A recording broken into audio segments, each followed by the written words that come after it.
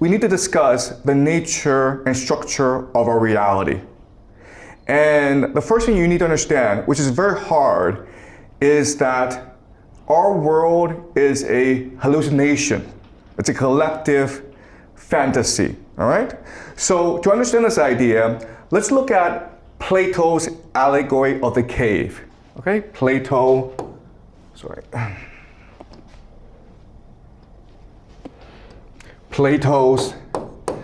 Allegory of the Cave. And so in this cave, we're deep inside the earth and it's dark. There's some light coming in, but not much. And we're all chained in a line together, okay? And there's about 1 million of us. We're on the floor and we're chained to the ground. And we can't really move. We can't get up, we can't move around. Even our necks are shackled. So we can't turn around and see the world around us. Okay, so there's about 1 million of us all sitting down and staring at a wall together, okay? And this wall is blank. Behind us is great fire. And there are people around this fire, okay?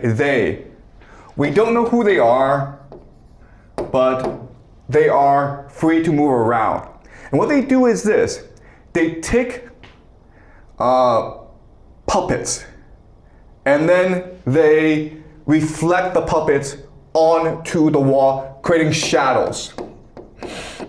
And we're mesmerized by these shadows, because before we're staring at a blank wall, and now there are these moving shadows. And we think these shadows are real because we don't know any better. So we give them names. Okay, we give them names and we create a language in order to tell stories about these shadows. And this becomes really our collective reality, okay? So another way of saying this is that reality is a collective conscious which is really a hallucination. Okay? All right. So there are certain things about this reality that we need to keep in mind. Okay? So first of all, what's really important to understand is that what creates this reality is our conscious, our imagination, our perception. Not anyone else, us, okay? So in other words, the wealth in the society is our consciousness. The amount of thought we put into something. And so let me give you an example. Let's just say that I were to ask you to make a vase to sell on the marketplace, okay? While you're making this vase, if you are listening to music, if you are chatting with a friend, if you're not fully conscious and focused and attentive about making this vase, it won't be very good.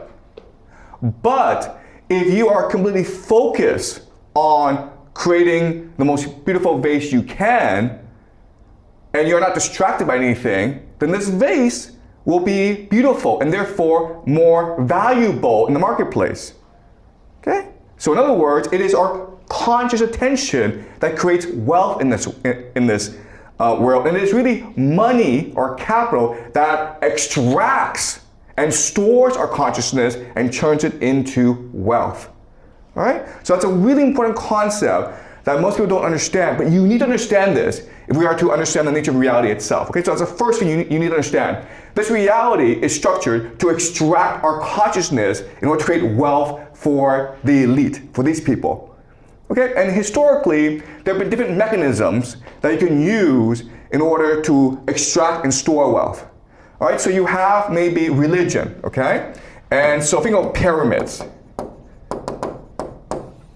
right? Because pyramids in Egypt are able to focus your attention and motivate you to do certain actions, okay? To engage in religious worship. But really any temples. So that's one form of capital. Another form of capital, of course, is the idea of stories. Homer, right? Homer is the father of Greek civilization because he wrote the Iliad and the Odyssey, which is able to focus people's attentions and drive them to great things. Then you, of course, in today's world, you have the Bible. And the main mechanism to extract and store wealth in today's world, of course, is the US dollar. Now, but there's another force that's being created in order to replace the US dollar, and this is called artificial intelligence. All right, so what we'll discuss later on is that there's actually a war going on for the soul of humanity, for the human consciousness between the US dollar, the old world order, and artificial intelligence, the new world order, okay? But I want you to keep this in mind. All right, so that's the first thing I want you to understand. Second thing that I need you to understand is that these people, we don't know who they are, okay? But what we do know is that they don't force us to do anything. There's not enough of them, okay? The way they maintain power is through manipulation and trickery and deception. And we know this because in Plato's Allegory of the Cave, one day, for whatever reason, one guy decides, you know what? I feel as though this is not the real world. I feel as though there's something outside this cave. So he or she starts messing around with the chains and realizes, these aren't chains. These are just like ropes. I can just like get rid of them. And this chain around my neck, it's like a ribbon. I can snap it off. And he doesn't know why he does this, but he does this. He does do this. And when he does this, they don't even care. Like, whatever, man, do whatever you want. And so he releases himself. He's blind because he's been in the dark all his life, but somehow he recognizes that there's this light, okay, outside the cave. And he is compelled to this light. So he's walking, stumbling to this light. And again, they are like watching him. They're like, we don't care. Do whatever you want, man. They don't stop him. He goes out into the light, and now he's outside, and it's pure light, okay? He's left the cave, and at first he's in pain, and he struggles to reorientate himself to this new world, but then eventually he falls in love with this world. It's a beautiful world, and it's like for him, heaven.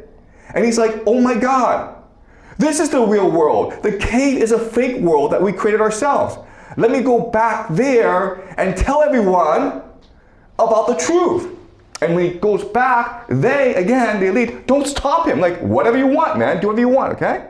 So they who are in power, you think they have an army, you think they have magic, and you think that they're evil, but really, all their power rests on our belief in their power, okay? They themselves don't have any power except to manipulate us. Okay, that's the second thing you need to understand. Now, the third thing you need to understand is that even though this is a fake world, people don't know this. They think it's real. In fact, they believe it is so real that they are willing to die for it. So that when this man who's seen heaven, who's seen the truth, who's come back to tell everyone, these chains that you have aren't real. We can break free and escape into the real world. If he dares to tell them this, together they will kill him. Okay, do you understand? So in other words, the reality is a hallucination. It's created by us, but we fall in love with it. We're so attached to it psychologically and emotionally that if anyone tells us it's fake, we kill them for it. Okay? So it's these three things I want you to keep in mind as we explore our world.